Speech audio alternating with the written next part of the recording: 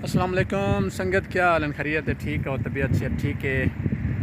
मैं हाँ मोहम्मद शरीफ, तो साढ़े पियो यूट्यूब चैनल चक जंगेल ते मैं आया खड़ा इतना सीन तो साढ़े पियो बड़ा प्यारा सीन है। समंदर सहल समंदर ते आया खड़ा मैं ते अज का बड़ा मौसम भी प्यारा मौसम त्या खड़े एडे दे पियो बड़ा बेहतरीन मौसम त्या खड़े ते मैं कि चलो एक सीन इत्थों का ही घिन गिनूँ।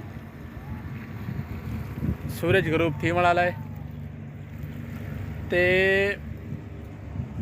मैं तो को एक पैगाम दे वाला हा। मेरे एक दोस्त मेरे पैगाम भेजे आके जो एक थी सकते तो अपने दोस्त तक पहुँचा दे।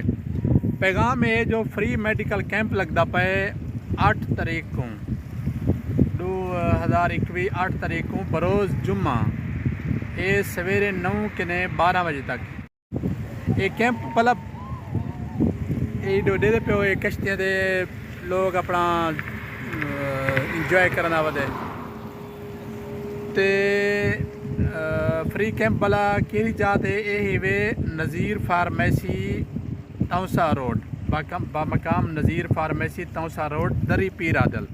ये दरी पीर आदल ते एक कैंप लगता पे फ्री मेडिकल कैंप है ते DG खां दे मरूफ मशहूर डॉक्टर सलीम अख्तर लुंड साहब ये डॉक्टर ते तकरीबन सारे मर्ज़ ही चेक करन ते अल्लाह खैर करे असा तदे कोई मरीज़ ना होवे। अगर कोई मरीज़ है ही सही अपना इलाका पीरादल के इर्द गिर्द या शाहसदारदीन एरिया या कस्बा पीरादल या मतलब यानी आस पास के जितने भी इलाके हैं उतना अगर कोई मरीज़ है भी सही मैदे दा है, अगर मरीज़ कोई मैदे दा है, कोई